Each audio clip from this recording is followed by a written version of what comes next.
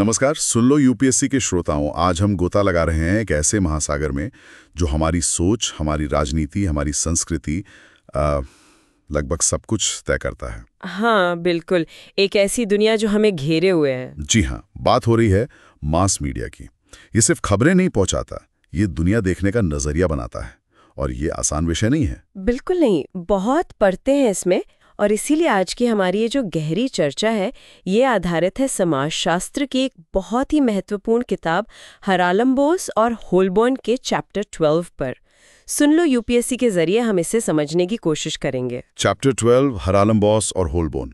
ये किताब तो यूपीएससी वालों के लिए जैसे गीता कुरान जैसी है। हाँ, समाजशास्त्र ऑप्शनल वालों के लिए तो है ही, पर जीएस के लिए भी इसकी समझ बहुत जरूरी है। तो यूपीएससी एस्पिरेंट्स के लिए ये क्यों इतना जरूरी है, थोड़ा इस पर रोशनी डालेंगी? देखिए, मीडिया समाज का आईना भी है और निर्माता भी। गवर्नेंस में मीडिया का रोल, एथिक्स पेपर में मीडिया एथिक्स, सोशल इश्यूज में मीडिया का प्रभाव, अरे इंटरनेशनल रिलेशंस में भी मीडिया डिप्लोमेसी, हर जगह इसकी समझ काम आएगी। सही बात है, मतलब पेपर 1 से लेके पेपर 4 और इंटरव्यू तक। बिल्कुल। इस चर्चा के बाद उम्मीद है कि श्रोता मीडिया के इस जटिल जाल को बेहतर समझ पाएंगे, इसके असर को पहचान पाएंगे और हाँ, एक ज्यादा सूचित नागरिक भी बन पाएंगे। तो चलिए शुरू करते हैं, खोलते हैं परत दर परत। Okay, let's unpack this. सबसे पहले एकदम बेसिक से शुरू करते हैं। ये मास मीडिया आखिर है क्या भला? देखिए, बहुत सरल शब्दों में कहें तो मास मीडिया मतलब कम्युनिकेशन के वो सारे साधन, वो तरीके जिनसे सूचना, शिक्षा, समाचार, मनोरंजन, विचार, ये सब बहुत बड़ी संख्या में लोगों तक यानी मास तक पहुंचाया जाता है। मास तक मतलब जन जन तक? हाँ बिल्कुल। इसमें पारंपरिक रूप भी है और नए भी। पारंपरिक यानी जो हम सालों से देखते सुनते आ रहे हैं, जैसे कास्ट। जी, लेकिन पिछले कुछ दशकों में, खासकर 25-30 सालों में एक नई चीज आई है जिसे हम कहते हैं new media. New media, internet वाला मीडिया। हाँ, मोटे तौर पर वही। लेकिन ये पारंपरिक मीडिया से कई मायनों में अलग है। इसमें 4 मुख्य बातें हैं जो इसे खास बनाती हैं। 4 बातें? अच्छा, क्या है वो? पहली है नई डिलीवरी टेक्नोलॉजी। पिछले 25 सालों में तो जैसे क्रांति ही आ गई है। और इसमें सबसे महत्वपूर्ण है इंटरनेट, वर्ल्ड वाइड वेब। सोचिए, ये एक ग्लोबल मल्टीमीडिया लाइब्रेरी जैसा है। सही कहा, कुछ भी खोज लो मिल जाता है। बिल्कुल। फिर ब्रॉडबैंड आया, वायरलेस नेटवर्क्स आए, इसने स्पीड और पहुंच दोनों बढ़ा दी। यूके के आंकड़े देखें तो 2011 में ही वहां 76% वयस्कों के पास घर में ब्रॉडबैंड था। 76%। बाप रे, 2011 में? हाँ, और सिर्फ कंप्यूटर नहीं, दूसरे डिवाइस भी तो हैं। लैपटॉप, 3G 4G फोन, अब तो 5G है, किंडल जैसे ई-रीडर, प्ले स्टेशन, एक्सबॉक्स वी जैसे गेम कंसोल, और 2010 में आया आईपैड। ये सब न्यू मीडिया डिलीवरी के साधन हैं। मतलब टेक्नोलॉजी ने पूरा गेम ही बदल दिया है। बिल्कुल। ये थी पहली बात। दूसरी खास बात है डिलीवरी टेक्नोलॉजी का कन्वर्जेंस। कन्वर्जेंस मतलब चीजों का मिलना। हाँ, एक ही टेक्नोलॉजी या एक ही डिवाइस में कई तरह के मीडिया का मिल जाना। सबसे अच्छा उदाहरण है हमारा स्मार्टफोन। हाँ, फोन पे तो आजकल सब कुछ है। वही, यूके में 2011 में करीब 33% वयस्क स्मार्टफोन से इंटरनेट चलाते थे। सोचिए, 1 दशक से ज्यादा पहले। अब तो ये आंकड़ा कहीं ज्यादा होगा। 4G 5G ने इसे और तेज कर दिया है। एक ही डिवाइस से आप कॉल कर सकते हैं, इंटरनेट चला सकते हैं, वीडियो देख सकते हैं, गाने सुन सकते हैं, सोशल मीडिया इस्तेमाल कर सकते हैं, शॉपिंग कर सकते हैं, क्या नहीं कर सकते। सही में, एक डिवाइस कितनी दुनिया समेटे हुए है। ये हुआ टेक्नोलॉजी का कन्वर्जेंस। अब तीसरी बात है cross media convergence. Cross media convergence ये क्या है? इसका मतलब है जब अलग-अलग मीडिया फील्ड की कंपनियां या टेक्नोलॉजी कंपनियां मिलकर काम करती हैं, पार्टनरशिप करती हैं। उदाहरण? जैसे मान लीजिए कोई मोबाइल बनाने वाली कंपनी जैसे पहले ऑरेंज थी, और कोई कंटेंट बनाने वाली कंपनी जैसे सोनी, ये दोनों मिलकर मोबाइल टेक्नोलॉजी पर काम करें ताकि यूजर को म्यूजिक, इंटरनेट, वीडियो सब आसानी से मिले। इसे सिनर्जी भी कहते हैं, सिनर्जी। अच्छा, मतलब कंपनियां मिलकर और ज्यादा शक्तिशाली बन रही हैं, ज्यादा बड़ा मार्केट कवर कर रही हैं। बिल्कुल। और चौथी और शायद सबसे क्रांतिकारी बात है इंटरैक्टिविटी और नए डिलीवरी सिस्टम। इंटरैक्टिविटी मतलब बातचीत, दो तरफा संवाद। हाँ, पारंपरिक मीडिया ज्यादातर एक तरफा था। टीवी पर प्रोग्राम आया, हमने देखा। अखबार छपा, हमने पढ़ा, लेकिन न्यू मीडिया इंटरैक्टिव है। सोशल नेटवर्किंग साइट्स इसका सबसे बड़ा उदाहरण है। Facebook, Twitter, Instagram. हम सिर्फ कंज्यूमर नहीं, क्रिएटर भी हैं। एग्जैक्टली। यूके में 2012 में लगभग 50% वयस्क सोशल नेटवर्किंग पर थे। और सोचिए, 9 से 12 साल के लगभग आधे बच्चे भी, जबकि न्यूनतम आयु सीमा ज्यादा होती है। बच्चे भी? हाँ। फिर डिजिटल टीवी को देखिए। यूके में 2011 में 96.2% घरों में डिजिटल टीवी था। HD TV, satellite, cable. इसने चॉइस बढ़ाई, इंटरैक्टिव सेवाएं दी। नेटफ्लिक्स जैसी स्ट्रीमिंग सेवाएं तो हैं ही, जो हमारे देखने के तरीके को बदल रही हैं। हाँ, अब तो अपनी मर्जी से जब चाहें जो चाहें देख सकते हैं। इसी इंटरैक्टिविटी को लेकर जेंकिंस, एक विचारक हैं, हेनरी जेंकिंस, उन्होंने 2 बड़े कंसेप्ट दिए हैं, पार्टिसिपेटरी कल्चर और कलेक्टिव इंटेलिजेंस। पार्टिसिपेटरी कल्चर मतलब भागीदारी वाली संस्कृति। हाँ, कि अब हम सिर्फ दर्शक या पाठक नहीं हैं, हम भागीदार बन गए हैं। हम कंटेंट बनाते हैं, शेयर करते हैं, कमेंट करते हैं, रीमिक्स करते हैं। और कलेक्टिव इंटेलिजेंस मतलब जब बहुत सारे लोग मिलकर अपनी जानकारी और स्किल्स को ऑनलाइन शेयर करते हैं, जैसे विकिपीडिया पर होता है। ये एक बड़ा बदलाव है, लेकिन इस बदलाव के साथ कुछ गंभीर सवाल भी खड़े होते हैं। सवाल जैसे कि ये जो इतना सारा मीडिया है, पारंपरिक और नया, इस पर कंट्रोल किसका है? कौन तय करता है कि हम क्या देखेंगे, क्या पढ़ेंगे, क्या सुनेंगे? हाँ, ये तो बहुत बड़ा सवाल है। मीडिया ओनरशिप, किसका मालिकाना हक है? क्या ये कुछ ही लोगों के हाथ में है? यही मुद्दा है मीडिया ओनरशिप कॉन्सेंट्रेशन का। कॉन्सेंट्रेशन यानी संकेंद्रण। मतलब मीडिया का मालिकाना हक कुछ गिनी चुनी बड़ी कंपनियों या व्यक्तियों के हाथों में सिमट जाना। और ये महत्वपूर्ण क्यों है? क्यों चिंता करनी चाहिए इस बारे में? ये इसलिए महत्वपूर्ण है, जैसा डॉयल जैसे विचारक कहते हैं, क्योंकि जिसके पास मीडिया का कंट्रोल है, उसके पास जनमत को, पब्लिक ओपिनियन को आकार देने की, उसे प्रभावित करने की जबरदस्त शक्ति होती है। मतलब वो जो चाहे लोगों को सोचने पर मजबूर कर सकते हैं। हाँ, एक हद तक वो तय कर सकते हैं कि कौन सी खबरें दिखाई जाएंगी, कौन सी दबाई जाएंगी, किस मुद्दे को ज्यादा महत्व दिया जाएगा, किसे नहीं। और इसका सीधा असर हमारी लोकतांत्रिक प्रक्रिया पर पड़ सकता है।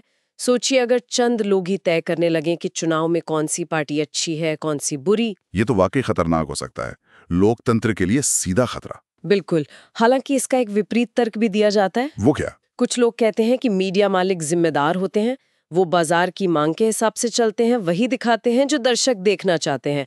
और पत्रकारों की अपनी नैतिकता होती है, वो मालिक के दबाव में नहीं आते। साथ ही ये भी तर्क दिया जाता है कि जनता आप समझदार है, वो आसानी से किसी के बहकावे में नहीं आती। ये तर्क भी हैं, लेकिन क्या मालिक वाकई इतने जिम्मेदार होते हैं या बाजार ही सब तय करता है? ये बहस का मुद्दा है। बिल्कुल। और इस कॉन्सेंट्रेशन को, इस संकेंद्रण को मापने के तरीके भी हैं। कॉन्सेंट्रेशन रेशियो, जिसे CR कहते हैं। CR? ये कैसे काम करता है? इसमें देखा जाता है कि किसी सेक्टर में, जैसे अखबार या टीवी, टॉप की 4 कंपनियां CR4 या टॉप की 8 कंपनियां CR8 मार्केट का कितना हिस्सा कंट्रोल करती हैं।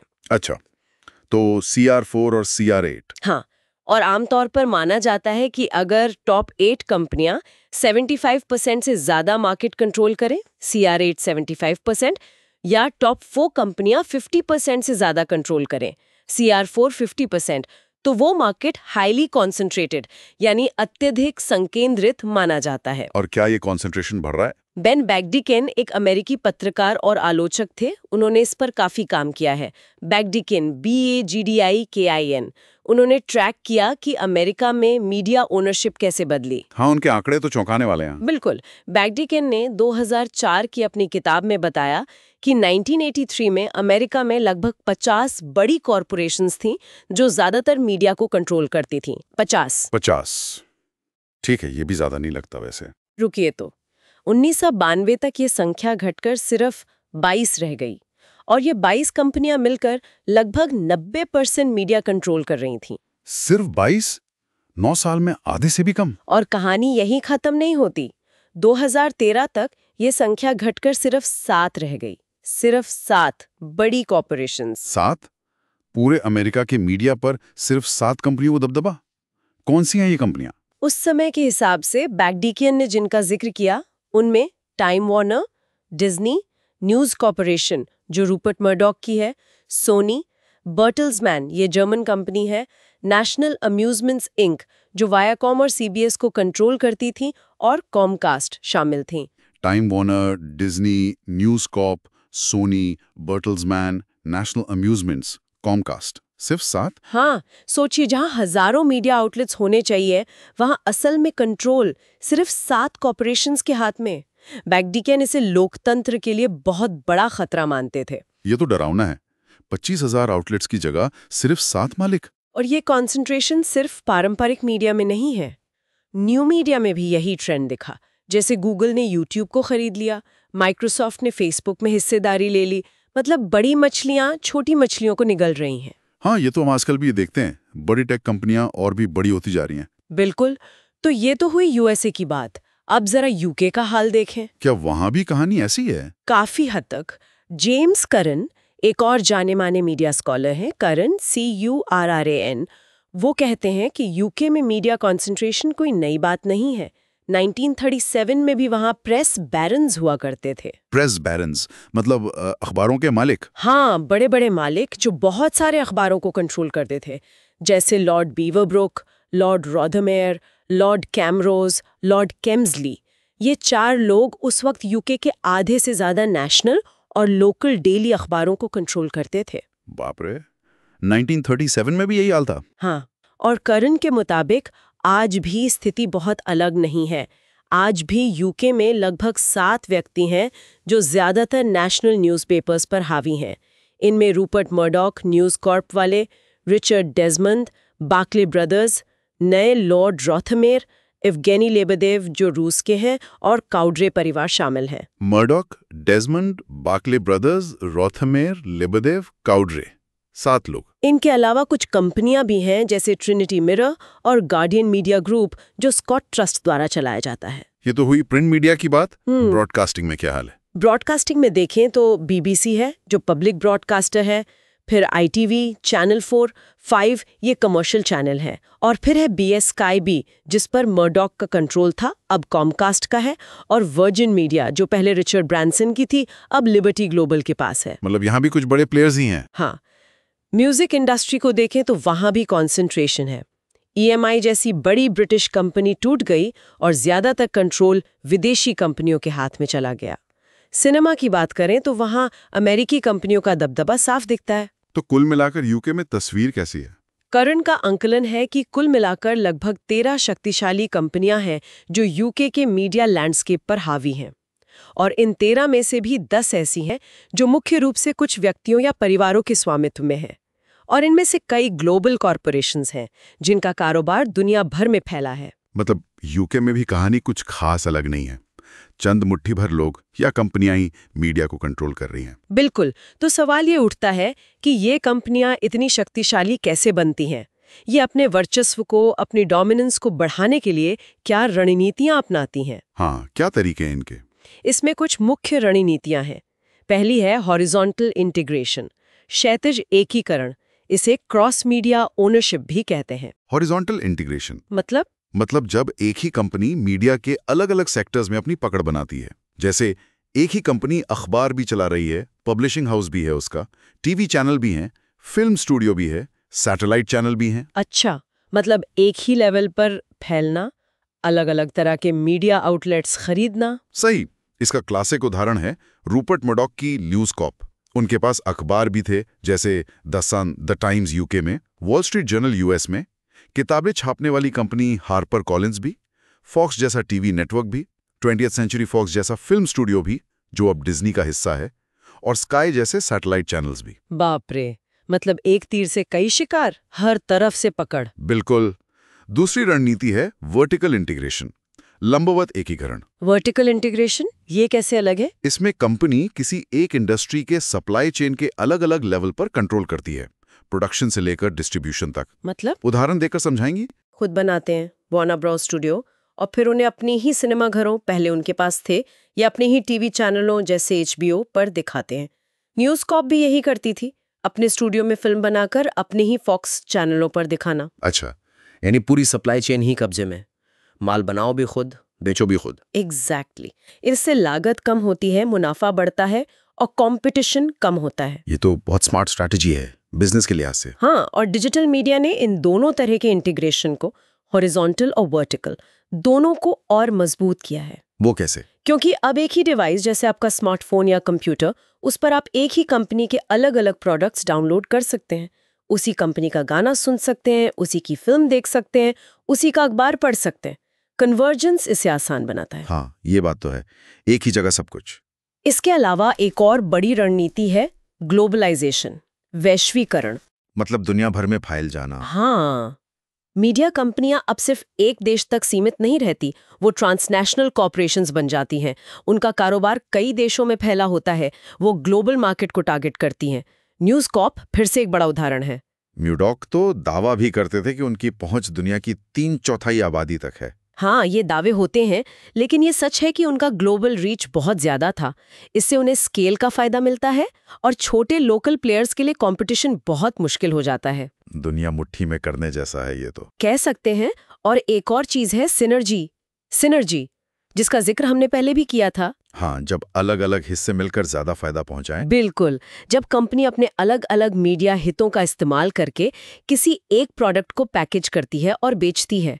जैसे डिज्नी कोई फिल्म बनाता है तो फिर उसके खिलौने भी बिकते हैं, उसके थीम पार्क में राइड्स बनती हैं, उसके टीवी चैनल पे शो आते हैं, उसकी कहानी की किताबें छपती हैं। हाँ, ये तो देखा है। एक फिल्म से जुड़ी कितनी सारी चीजें आ जाती है मार्केट में। वही सिनर्जी है। ये सब रणनीतियां मिलकर मीडिया कंपनियों को बहुत शक्तिशाली बना देती हैं और ओनरशिप कंसंट्रेशन को बढ़ाती हैं। समझ गया। Horizontal integration, vertical integration, globalisation, synergy, ये सब मिलकर कुछ ही कंपनियों को बहुत बड़ा बना देते हैं। लेकिन इस ओनरशिप और कंट्रोल पर अलग अलग विचार भी तो होंगे। समाजशास्त्री इसे कैसे देखते हैं? हाँ, बिल्कुल। इस पर कई अलग अलग दृष्टिकोण हैं। मुख्य रूप से 3-4 नजरिए हैं जिनकी बात हेराल्म्बोस और हॉलबोर्न करते हैं। पहला है बहुलतावादी दृष्टिकोण या प्लोरलिस्ट व्यू। प्लूरलिस्ट मतलब जो विविधता में यकीन रखते हैं? हाँ, बिल्कुल। प्लोरलिस्ट मानते हैं कि आधुनिक समाजों में मीडिया असल में विविधता दिखाता है। ये अलग अलग तरह के विचारों और रुचियों को जगह देता है। लेकिन ऐसा क्यों मानते हैं वो, जबकि हमने देखा कि कंट्रोल तो कुछ ही हाथों में है? उनका तर्क है कि मीडिया कंपनियों को आखिर में दर्शकों और पाठकों को ही जवाब देना होता है। अगर वो कंटेंट नहीं देंगे जो लोग देखना या पढ़ना चाहते हैं, तो उनका बिजनेस ठप हो जाएगा।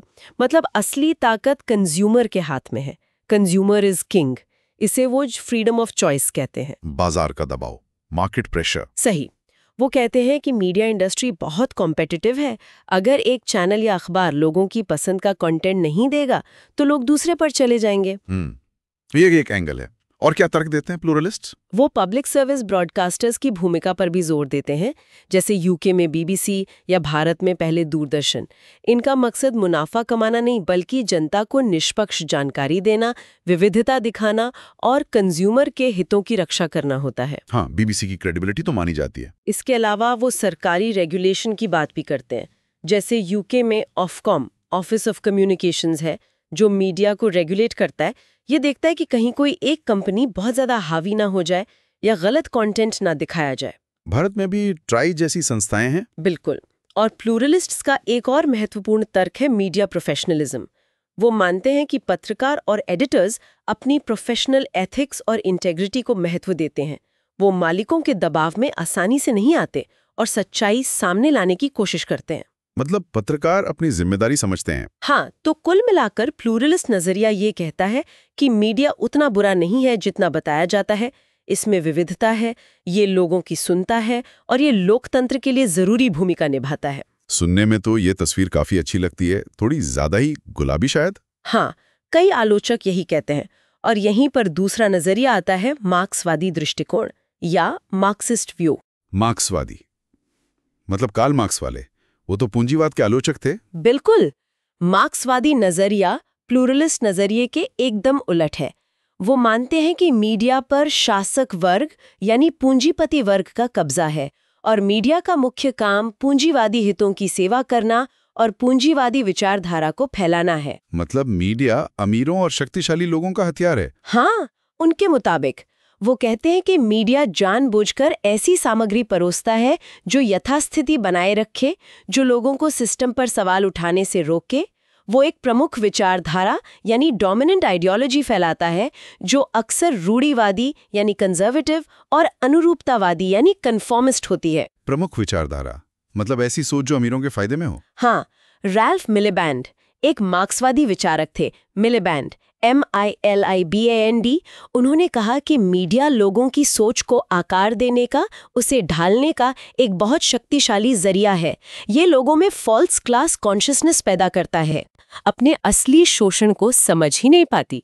मीडिया उन्हें यकीन दिला देता है कि पूंजीवादी व्यवस्था ही सबसे अच्छी है और उनकी समस्याओं के लिए वो खुद जिम्मेदार है, न कि सिस्टम। ओह, मतलब उन्हें गुमराह किया जाता है।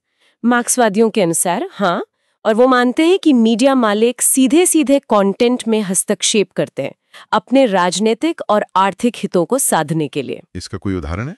हाँ, जैसे इटली के पूर्व प्रधानमंत्री सिल्वियो बर्लुस्कोनी, वो खुद एक बहुत बड़े मीडिया टाइकून थे।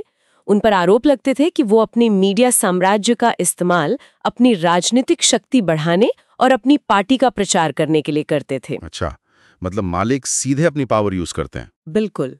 जेम्स करन ने भी यूके प्रेस के इतिहास का विश्लेषण करते हुए दिखाया कि कैसे पहले के प्रेस बैरन्स खुलेआम अपने अखबारों का इस्तेमाल प्रोपेगेंडा के लिए करते थे, और जब रूपर्ट मर्डॉक आए तो उन्होंने भी अपने अखबारों का इस्तेमाल अपने व्यावसायिक हितों और राजनीतिक झुकाव, जो अक्सर दक्षिणपंथ की ओर रहा, को साधने के लिए किया। हालांकि मर्डॉक का तर्क मुनाफे का भी था। मतलब मार्क्सवादी मानते हैं कि मीडिया सीधे तौर पर शासक वर्ग के कंट्रोल में है और उनकी आइडियोलॉजी फैलाता है। हाँ, ये है क्लासिकल मार्क्सवादी नजरिया। लेकिन इसमें थोड़ा सुधार करके एक और नजरिया आया, नव मार्क्सवादी या हेजेमोनिक दृष्टिकोण। Neo Marxist hegemonic view. ये Glasgow university media group UGMG के काम से जुड़ा है। नव मार्क्सवादी ये मार्क्सवादियों से कैसे अलग हैं? देखिए, ये भी मानते हैं कि मीडिया शासक वर्ग की विचारधारा को ही बढ़ावा देता है, लेकिन ये जरूरी नहीं कि मालिक सीधे आदेश दे रहे हों। इनका जोर इरादों यानी इंटेंशन से ज्यादा परिणामों आउटकम्स पर है। मतलब ये कि मीडिया में काम करने वाले ज्यादातर लोग, जैसे मैनेजर्स, एडिटर्स, सीनियर जर्नलिस्ट, वो खुद अक्सर उसी सामाजिक आर्थिक पृष्ठभूमि से आते हैं जिससे शासक वर्ग आता है, जैसे मध्यम या उच्च मध्यम वर्ग। तो उनकी अपनी सोच, उनके अपने मूल्य, उनकी अपनी दुनिया देखने का नजरिया शासक वर्ग की विचारधारा से मिलता जुलता होता है। अच्छा, तो वो अनजाने में ही उस विचारधारा को फैलाते हैं। हाँ, ज्यादातर अनजाने में। उन्हें लगता है कि वो निष्पक्ष हैं, लेकिन उनकी खबरें चुनने का तरीका, उनके लिखने का अंदाज, वो सब कहीं न कहीं उसी प्रमुख विचारधारा डोमिनेंट आइडियोलॉजी को दर्शाता है। इसे कहते हैं कल्चरल हेजेमनी, सांस्कृतिक आधिपत्य। ये कॉन्सेप्ट अंतोनियो ग्राम्शी ने दिया था। हेजेमनी ये शब्द थोड़ा भारी है, आसान शब्दों में समझाएंगी? हेजेमनी का मतलब है रजामंदी से शासन करना। मतलब शासक वर्ग अपनी आइडियोलॉजी को, अपने मूल्यों को इतना स्वाभाविक, नेचुरल, इतना कॉमन सेंस वाला बना देता है कि बाकी समाज उसे बिना किसी सवाल के अपने मर्जी से स्वीकार कर लेता है। यहाँ जोर जबरदस्ती या खुले प्रोपेगेंडा की जरूरत नहीं पड़ती। मीडिया इसमें एक बड़ा रोल निभाता है। ओह, मतलब लोगों को पता भी नहीं चलता और वो उसी तरह सोचने लगते हैं जैसा सिस्टम चाहता है। बिल्कुल। नव मार्क्सवादी ये भी कहते हैं कि मीडिया एजेंडा सेटिंग करता है। Agenda setting? हाँ, मतलब मीडिया ये तय करता है कि किन मुद्दों पर बात होगी, कौन से मुद्दे महत्वपूर्ण माने जाएंगे और किन मुद्दों को नजरअंदाज किया जाएगा। वो अक्सर असली मुद्दों जैसे गरीबी, असमानता से ध्यान हटाकर सनसनीखेज या कम महत्वपूर्ण चीजों पर फोकस करते हैं, ताकि लोग असली समस्याओं पर सवाल ना उठाएं। हाँ, और इस तरह वो पूंजीवादी व्यवस्था को सामान्य और सही दिखाते रहते हैं, हेजेमनी को मजबूत करते हैं। ये तो बहुत सूक्ष्म तरीका है कंट्रोल का। बिल्कुल। और ये नव मार्क्सवादी पब्लिक सर्विस ब्रॉडकास्टर्स की भी आलोचना करते हैं। वो मानते हैं कि वक्त के साथ PBS पर भी वाणिज्यिक दबाव, कमर्शियल प्रेशर्स बढ़ा है। उन्हें भी रेटिंग्स की चिंता करनी पड़ती है। जैसे BBC पर भी आरोप लगता है कभी-कभी। हाँ, बार्नेट और वेमर ने एक स्टडी की थी, बार्नेट एंड वेमा। उन्होंने दिखाया कि कैसे PBS भी धीरे धीरे डंबिंग डाउन का शिकार हो रहे हैं। डंबिंग डाउन मतलब कंटेंट का स्तर गिराना। हाँ, मनोरंजन पर ज्यादा जोर देना और गंभीर सूचना, इंफॉर्मेशन और शिक्षा, एजुकेशन वाले कार्यक्रमों को हाशिए पर डाल देना। इससे लोगों की आलोचनात्मक सोच, क्रिटिकल सिटीजनशिप पर बुरा असर पड़ता है। मतलब प्लूरलिस्ट जो पीबीएस को उम्मीद की किरण मानते थे, नव मार्क्सवादी उसे भी मुश्किल में देखते हैं। जी, तो ये हो गए 3 मुख्य नजरिए, प्लूरलिस्ट, मार्क्सिस्ट और नियो मार्क्सिस्ट हेजेमोनिक। एक चौथा नजरिया भी है जो थोड़ा अलग है, उत्तर आधुनिकतावादी दृष्टिकोण या post modernist view. Post modern ये क्या कहते हैं? मीडिया मालिकों के पास केंद्रित नहीं है, बल्कि शक्ति ज्यादा तरल है, फ्लूइड है, वो बहती रहती है और अलग-अलग मुद्दों पर अलग-अलग समूहों के पास हो सकती है। मतलब कोई एक कंट्रोल सेंटर नहीं है। हाँ, वो मानते हैं कि मीडिया एक खुली जगह है जहाँ कई तरह की आवाजें और विचार टकराते हैं। लवीन का एक उदाहरण दिया जाता है, लवीन, LEVENE। हाँ, उन्होंने दिखाया कि कैसे एक बैंक HSBC के खिलाफ आम लोगों ने फेसबुक पर एक अभियान चलाकर उसे अपनी एक पॉलिसी बदलने पर मजबूर कर दिया।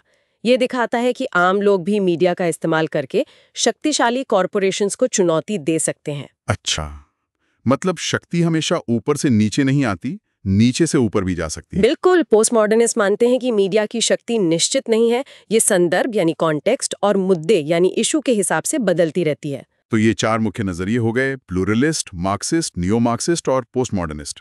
सब मीडिया के स्वामित्व और नियंत्रण को अलग-अलग तरह से देखते हैं। जी हाँ, और ये चारों नजरिए हमें मीडिया की जटिलता को समझने में मदद करते हैं। कोई एक शायद पूरी सच्चाई न बताता हो, पर सब मिलकर एक बेहतर तस्वीर पेश करते हैं। ठीक है, ये स्वामित्व और नियंत्रण वाली बहस तो बहुत गहरी है। अब जरा न्यू मीडिया पर जो बहस चल रही है उस पर वापस आते हैं। आपने बताया कि न्यू मीडिया कैसे अलग है, लेकिन क्या ये वाकई इतना अच्छा है या इसके भी नुकसान हैं?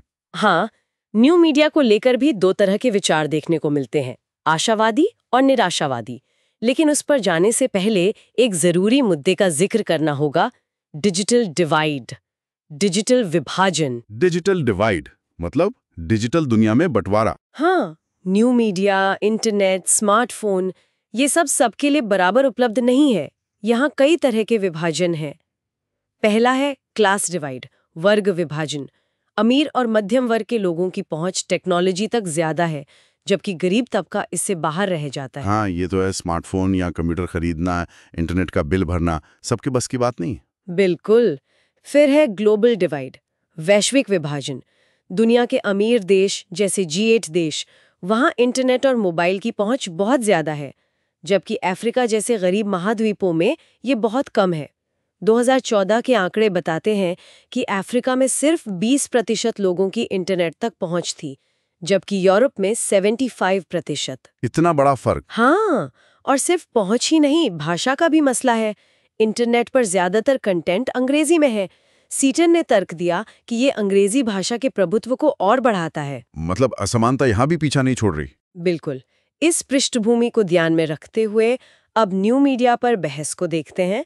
पहला खेमा है नियोफिलियक्स या टेक्नो ऑप्टिमिस्ट्स का। नियोफिलिक्स मतलब जो नई चीजों को पसंद करते हैं, आशावादी। हाँ, ये लोग न्यू मीडिया के सकारात्मक पहलुओं पर जोर देते हैं। इनका क्या मानना है? क्या फायदे गिनाते हैं ये? पहला, बढ़ी हुई उपभोक्ता पसंद, इंक्रीज्ड कंज्यूमर चॉइस। अब हमारे पास चुनने के लिए बहुत कुछ है।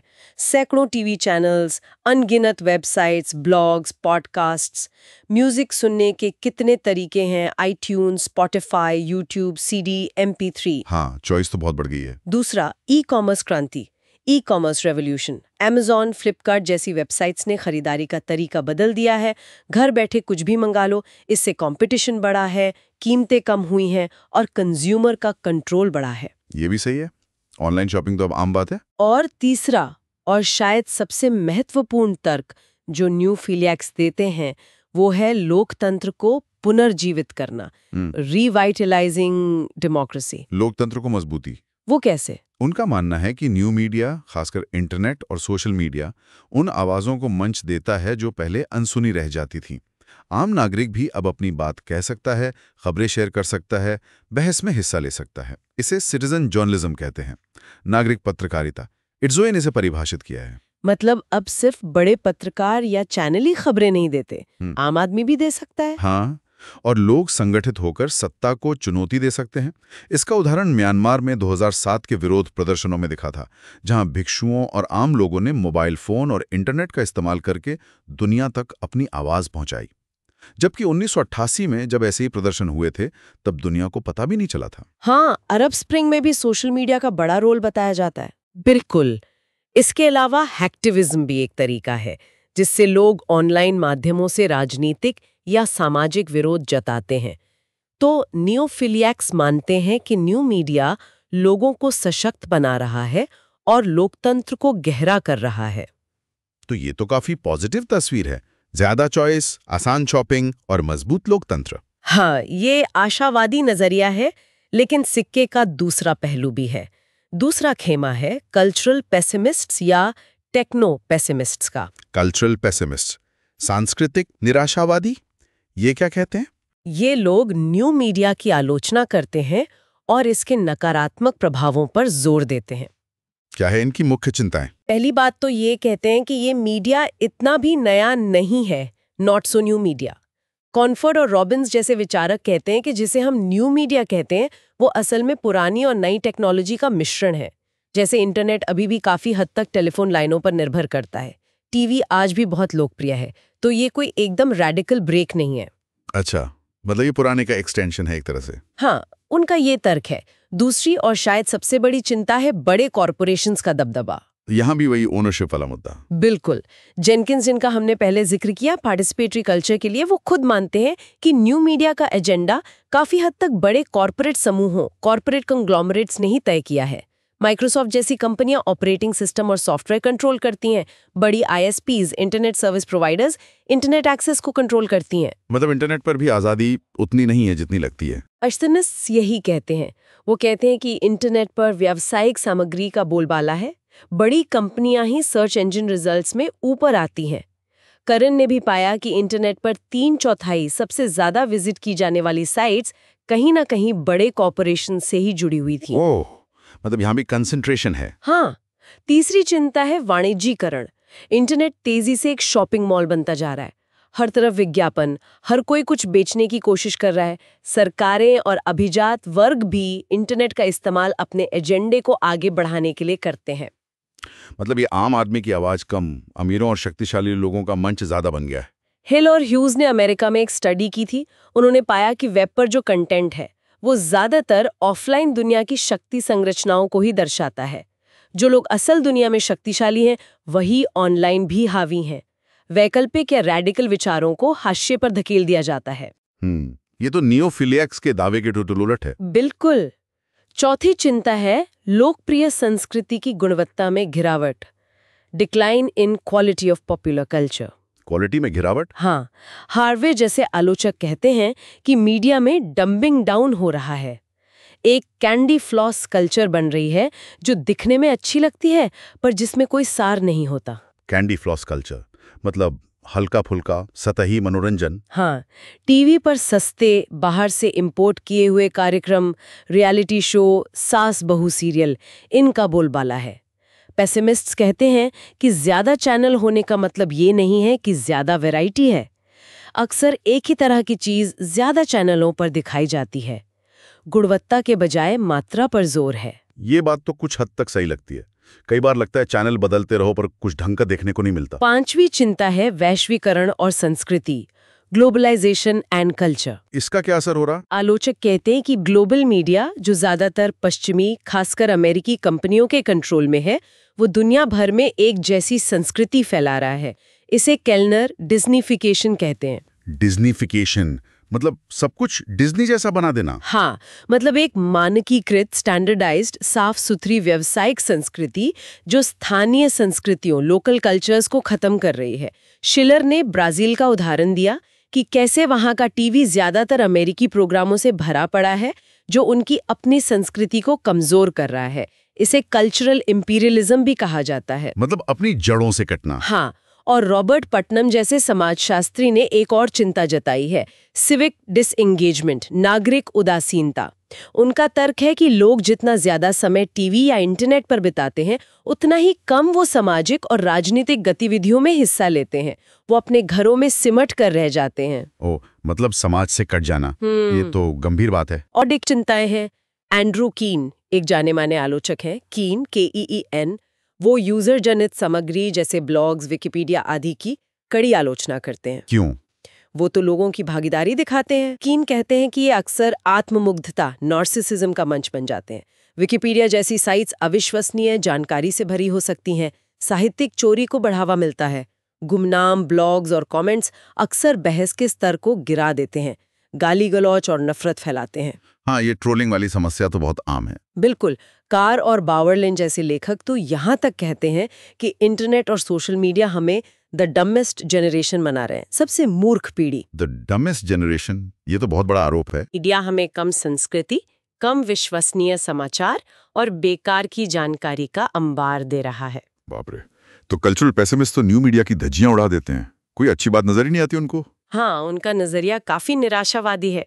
तो ये दो छोर हैं, नियोफिलियाक्स जो बहुत आशावादी हैं और कल्चरल पेसिमिस्ट जो बहुत निराशावादी हैं।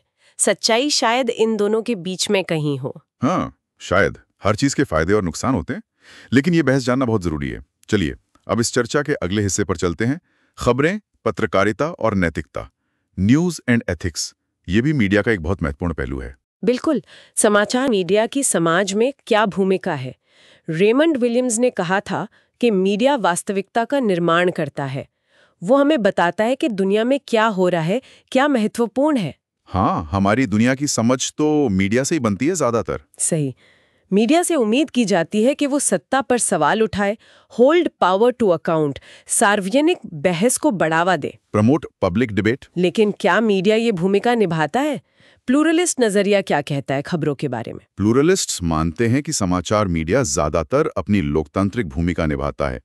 वो दुनिया भर में हो रही घटनाओं का एक विश्वसनीय पदानुक्रम, हायरार्की ऑफ इवेंट्स पेश करता है, सच बताने की कोशिश करता है। उनका लक्ष्य होता है जवाबदेही, अकाउंटेबिलिटी और विविध विचारों को जगह देना, एक्सेस फॉर डाइवर्स व्यूज, जैसा जोन्स ने कहा है। क्या इसका कोई सबूत है? हाँ, वो खोजी पत्रकारिता, इन्वेस्टिगेटिव जर्नलिज्म की परंपरा का हवाला देते हैं।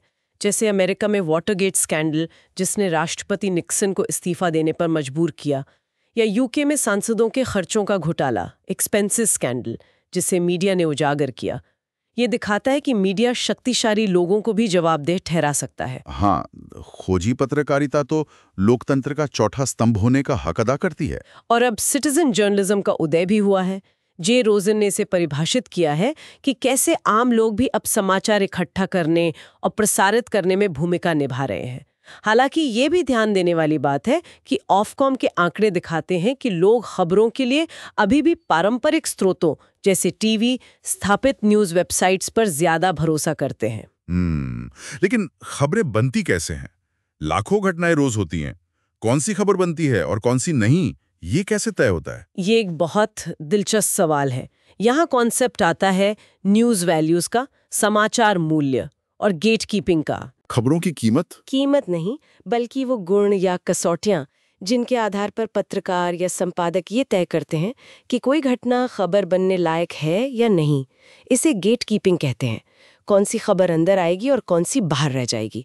गैल्टन और रूज दो शोधकर्ता थे, गैल्टन एंड रूज। उन्होंने 1960 के दशक में कुछ न्यूज वैल्यूज की पहचान की थी। अच्छा, क्या है ये न्यूज वैल्यूज? उन्होंने कई सारे बताए थे। पहला है असाधारणता, एक्स्ट्रॉर्डिनरीनेस। जो घटना रोजमर्रा से हटकर हो, अनोखी हो, वो खबर बनती है। जैसे आदमी ने कुत्ते को काटा, न कि कुत्ते ने आदमी को काटा। सही है। दूसरा है सीमा, थ्रेशहोल्ड। घटना का प्रभाव कितना बड़ा है, कितने लोग प्रभावित हो रहे हैं। जैसे एक बड़ी सुनामी या भूकंप छोटी मोटी दुर्घटना से ज्यादा बड़ी खबर है। थ्रेशोल्ड मतलब एक दहलीज पार करना। हाँ। तीसरा है स्पष्टता, अनएम्बिग्युइटी। घटना जितनी साफ और सीधी होगी, उसकी खबर बनने की संभावना उतनी ज्यादा होगी। जटिल या अस्पष्ट चीजों को समझना मुश्किल होता है। मतलब सिंपल होना चाहिए। चौथा है अभिजात वर्ग राष्ट्र का संदर्भ, reference to elite persons, nations. शक्तिशाली या प्रसिद्ध लोगों जैसे नेता, सेलिब्रिटीज या शक्तिशाली देशों से जुड़ी घटनाएं ज्यादा खबर बनती हैं। हाँ, किसी बड़े नेता का बयान या किसी फिल्मी सितारे की शादी। बिल्कुल। पांचवा है निजीकरण, पर्सनलाइजेशन।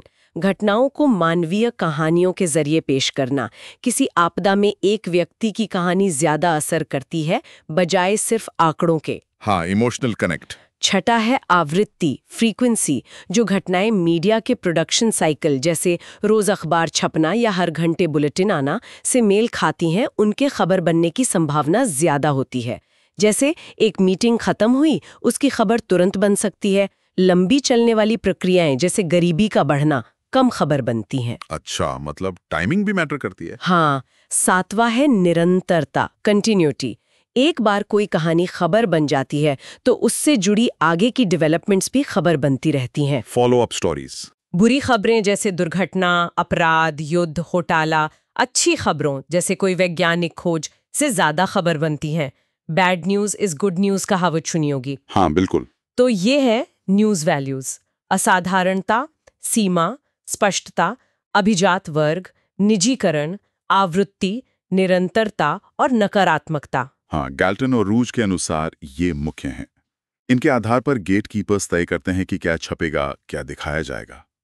हालांकि बॉयड बैरेट जैसे आलोचक कहते हैं कि ये मॉडल ज्यादातर खबरों की संरचना पर फोकस करता है और पत्रकारों की अपनी भूमिका या गेटकीपिंग की प्रक्रिया को नजरअंदाज करता है। और भी कोई आलोचना है इसकी? हाँ, निक डेविस एक पत्रकार हैं। उन्होंने एक नया टर्म दिया, जर्नलिज्म।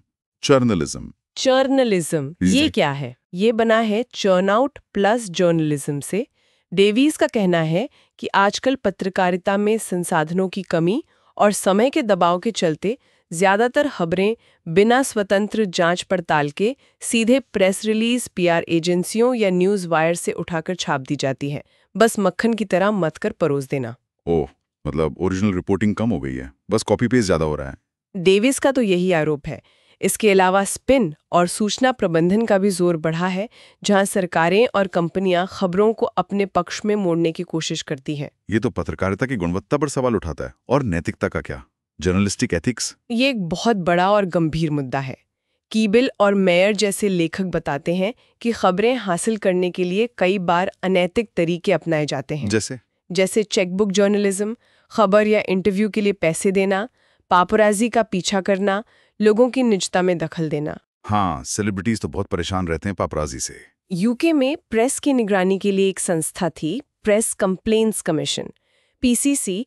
उसका कोड कहता था कि पत्रकारों को सावधानी बरतनी चाहिए, लेकिन पीसीसी की बहुत आलोचना होती थी कि वह शक्तिहीन है, टूथलेस टाइगर, और अखबारों के खिलाफ कड़ी कार्रवाई नहीं कर पाता। मतलब रेगुलेशन कमजोर था। हाँ। फिर ह्यूमन राइट्स एक्ट आया, जिसने निजता के अधिकार, राइट टू प्राइवेसी को मजबूती दी। नोमी कैंपल और मैक्स मोजले जैसे केस हुए, जहां कोर्ट ने मीडिया द्वारा उनकी निजता के हनन के खिलाफ फैसला सुनाया। लेकिन सबसे बड़ा स्कैंडल तो फोन हैकिंग का था, है ना? हाँ, वो तो भूचाल लाने वाला था। News of the world, NOW, जो मर्डॉक के ग्रुप का एक टैब्लॉइड अखबार था, उस पे आरोप लगे कि उसके पत्रकार लोगों के फोन वॉइसमेल हैक करके खबरें निकालते थे। $1 केस तो बहुत दर्दनाक था। एक लापता लड़की के फोन को हैक करना। हाँ, वो बहुत शर्मनाक था। और बाद में पता चला कि ये सिर्फ $1 तक सीमित नहीं था, बल्कि ये एक व्यापक समस्या थी। राजनेता, सेलिब्रिटी, यहाँ तक के अपराध के शिकार लोगों के फोन भी हैक किए गए थे। लॉयड ने कहा था कि ये सिर्फ एक सड़े हुए सेब का मामला नहीं, पूरा बैरल ही सड़ा हुआ था। बाप रे, इतना फैला हुआ था ये? हाँ, इसी के बाद लेविसन इंक्वायरी बिठाई गई। लेविसन जांच, LEVSON। इस जांच ने पाया कि फोन हैकिंग वाकई में व्यापक थी और प्रेस अपनी जिम्मेदारियों को निभाने में बुरी तरह विफल रहा था। इसने एक स्वतंत्र और ज्यादा शक्तिशाली नियामक संस्था, इंडिपेंडेंट रेगुलेटर की जरूरत बताई। तो ये सब दिखाता है कि पत्रकारिता में नैतिक गिरावट आई है। हाँ, कई आलोचक यही मानते हैं। वो खोजी पत्रकारिता, इन्वेस्टिगेटिव जर्नलिज्म के पतन की भी बात करते हैं। विलियम्स का कहना है कि अब मीडिया गंभीर मुद्दों की गहरी छानबीन करने के बजाय गंदगी खोदने, डिगिंग डर्ट या सेलिब्रिटी गॉसिप पर ज्यादा फोकस करता है। ऐसा क्यों हो रहा? इसके कई कारण बताए जाते हैं। कॉर्पोरेट प्रभाव, रेटिंग्स का दबाव, 24 घंटे न्यूज साइकिल का प्रेशर और तथ्यात्मक मनोरंजन या रियलिटी टीवी का बढ़ता चलन। मतलब गंभीर पत्रकारिता की जगह हल्की फुल्की चीजों ने ले ली हैं। काफी हद तक। इसे लोक लुभावनवाद या टैब्लॉइडाइजेशन भी कहते हैं। आरोप लगते हैं कि ITV न्यूज और यहाँ तक कि BBC भी खबरों को ज्यादा सनसनीखेज बनाने की कोशिश करते हैं।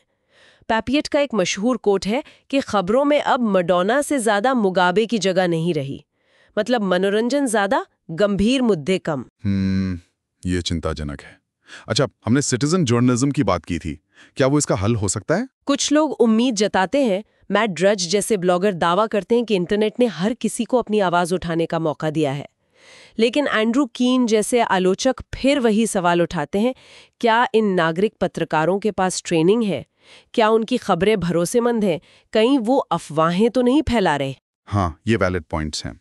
विश्वसनीयता एक बड़ा सवाल है। कड्री ने एक स्टडी की थी जिसमें यूके और यूएस के नागरिक पत्रकारिता की तुलना की गई है। उन्होंने पाया कि यूके में इसका प्रभाव अभी भी काफ़ी कम है। हालांकि ट्विटर जैसे प्लेटफॉर्म्स का इस्तेमाल खबरें इकट्ठा करने, मर्थी का अध्ययन और सामाजिक आंदोलनों जैसे अरब स्प्रिंग में हुआ है, तो क्षमता तो है, पर शायद उम्मीदें थोड़ी सीमित रखनी चाहिए। ठीक है। अब आखिर में ये जो सारी समस्याएं हैं, कंसंट्रेशन, विचारधारा का प्रभाव, एजेंडा सेटिंग, नैतिक गिरावट, इसके पीछे कौन सी शक्तियां काम करती हैं? जवाबदेही किसकी है? ये फिर से हमें स्वामित्व और नियंत्रण की बहस पर ले आता है। मालिकों की भूमिका क्या है? करण ने मर्डॉक का उदाहरण देकर बताया कि कैसे मालिक कंटेंट को सेंसर कर सकते हैं या ऐसा माहौल बना सकते हैं जहां पत्रकार खुद ही सेल्फ सेंसरशिप करने लगें। इराक युद्ध के समय मर्डॉक की अखबारों का स्टैंड इसका उदाहरण है। मतलब मालिक सीधे तौर पे प्रभावित करते हैं? हाँ, बैगडेकिन ने पावर लीक यानी शक्ति अभिजात वर्ग की बात की थी। उनका कहना था कि मीडिया लीडर्स खुद प्रतिष्ठान यानी एस्टैब्लिशमेंट का हिस्सा होते हैं। वो बड़े कॉर्पोरेशंस के बोर्ड में बैठते हैं, नेताओं से मिलते जुलते हैं, तो वो स्वाभाविक रूप से कॉर्पोरेट मूल्यों को ही बढ़ावा देंगे। पत्रकार तो उनके कर्मचारी ही हुए। हाँ, बैगडेकिन कहते हैं कि ज्यादातर पत्रकार आज्ञाकारी कर्मचारी होते हैं जो मालिकों की अनैतिक मांगों को भी मान लेते हैं, और जो असहमति जताते हैं उन्हें किनारे कर दिया जाता है। हरमन और चॉम्स्की ने भी अपनी किताब मैन्युफैक्चरिंग कंसेंट में यही तर्क दिया है कि मीडिया असहमति को निष्प्रभावी न्यूट्रलाइज डिसेंट कर देता है। मैन्युफैक्चरिंग कंसेंट, सहमति का निर्माण, ये हेजेमनी जैसा ही है। बिल्कुल। स्टुअर्ट हॉल ने हायरार्की ऑफ क्रेडिबिलिटी का कॉन्सेप्ट दिया, विश्वसनीयता का पदानुक्रम। मतलब मीडिया स्वाभाविक रूप से उन स्रोतों को ज्यादा विश्वसनीय मानता है और उन्हें ज्यादा जगह देता है जो शक्तिशाली पदों पर बैठे हैं, जैसे सरकारी अधिकारी, पुलिस, एक्सपर्ट्स। जो कमजोर हैं, हाशिए पर हैं, उनकी आवाज दब जाती है। हाँ, अक्सर खबरों में अधिकारियों का ही पक्ष ज्यादा सुनने को मिलता है। और Glasgow university media group GUMG ने समाचार निर्माण, न्यूज कंस्ट्रक्शन की प्रक्रिया का अध्ययन किया।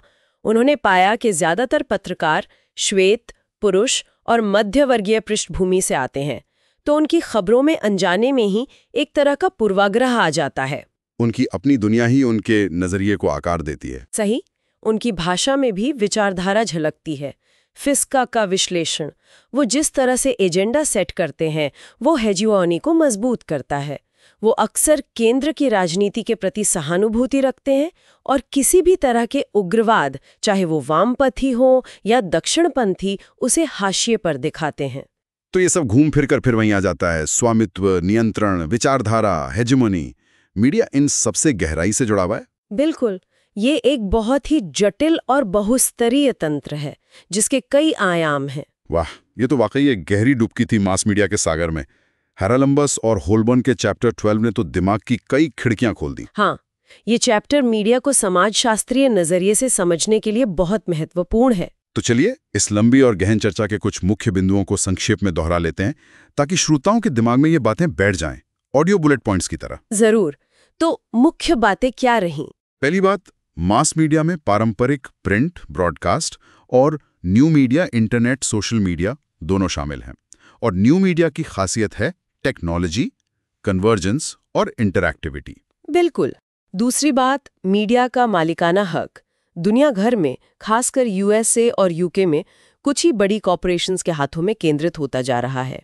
ये कंपनियां हॉरिजॉन्टल और वर्टिकल इंटीग्रेशन जैसी रणनीतियां अपनाती हैं। तीसरा, इस स्वामित्व और नियंत्रण को लेकर अलग अलग नजरिए हैं। प्लूरलिस्ट कहते हैं विविधता है और बाजार तय करता है। मार्क्सिस्ट कहते हैं शासक वर्ग का कंट्रोल है और ये उनकी विचारधारा फैलाता है। हाँ, और नियो मार्क्सिस्ट हेजेमनी और एजेंडा सेटिंग की बात करते हैं कि कैसे रजामंदी से नियंत्रण होता है, जबकि पोस्ट मॉडर्निस्ट मानते हैं कि शक्ति किसी एक जगह केंद्रित नहीं बल्कि तरल है। चौथी बात, न्यू मीडिया को लेकर भी जोरदार बहस है। एक तरफ नियोफिलियक्स हैं जो इसे ज्यादा विकल्प और लोकतंत्र के लिए अच्छा मानते हैं, तो दूसरी तरफ कल्चरल पेसिमिस्ट है जो कॉरपोरेट नियंत्रण, गुणवत्ता में गिरावट, डंबिंग डाउन, सांस्कृतिक साम्राज्यवाद, डिज्नीफिकेशन और डिजिटल डिवाइड को लेकर चिंतित हैं। कीन जैसे आलोचक तो यूजर जनित कंटेंट और द डमेस्ट जनरेशन पर भी सवाल उठाते हैं। पांचवां, खबरें कैसे चुनी जाती हैं, इसमें न्यूज वैल्यूज का बड़ा हाथ होता है, जो अक्सर असाधारण, नकारात्मक और अभिजात वर्ग केंद्रित घटनाओं को प्राथमिकता देते हैं। और पत्रकारिता में जर्नलिज्म यानी बिना जांच पड़ताल के खबरें छापने का चलन और गंभीर नैतिक मुद्दे जैसे फोन हैकिंग, लेविसन इंक्वायरी का संदर्भ चिंता का विषय है। खोजी पत्रकारिता में गिरावट देखी जा रही है। छठा, सिटीजन जर्नलिज्म में क्षमता तो है, पर इसकी विश्वसनीयता और प्रभाव अभी सीमित हो सकता है। और आखिर में मीडिया कंटेंट पर मालिकों, शक्ति अभिजात वर्ग, पावर एलीट और पत्रकारों की अपनी सामाजिक आर्थिक पृष्ठभूमि और विचारधारा का गहरा प्रभाव पड़ता है, जो समाचार और मनोरंजन दोनों को आकार देता है और हेजेमनी को बनाए रखने में मदद करता है। बहुत बढ़िया, ये सारे पॉइंट्स इस चैप्टर का सार हैं। तो देखा श्रोताओं, मास मीडिया कितना जटिल, कितना प्रभावशाली और कितना विवादास्पद विषय है। यूपीएससी की तैयारी कर रहे लोगों के लिए तो समाज, राजनीति और दुनिया को समझने के लिए मीडिया की इस गहरी समझ का कोई विकल्प नहीं है। बिल्कुल, ये सिर्फ परीक्षा के लिए नहीं, एक जागरूक और आलोचनात्मक सोच रखने वाले नागरिक बनने के लिए भी बेहद जरूरी है। मीडिया जो परोस रहा है उसे आंख बंद करके स्वीकार न करें, उस पर सवाल उठाएं। जानकारी बहुत ज्यादा थी, इसमें कोई शक नहीं। काफी डिटेल में हमने बात की है, इसलिए मेरा सुझाव है कि इस चर्चा को एक दो बार दोबारा जरूर सुने, ताकि सारे कॉन्सेप्ट्स, सारे नजरिए, सारे उदाहरण ठीक से दिमाग में बैठ जाएं। हाँ, ये जरूरी होगा। और अगर ये विश्लेषण, ये गहरी चर्चा आपको पसंद आई, आपको इससे कुछ सीखने को मिला, तो प्लीज इस वीडियो को लाइक जरूर करें। और अपने दोस्तों के साथ, खासकर जो यूपीएससी की तैयारी कर रहे हैं, उनके साथ इसे शेयर भी करें। ज्ञान बांटने से बढ़ता है। आपके अपने क्या विचार हैं इस मुद्दे पर? आप मीडिया को कैसे देखते हैं?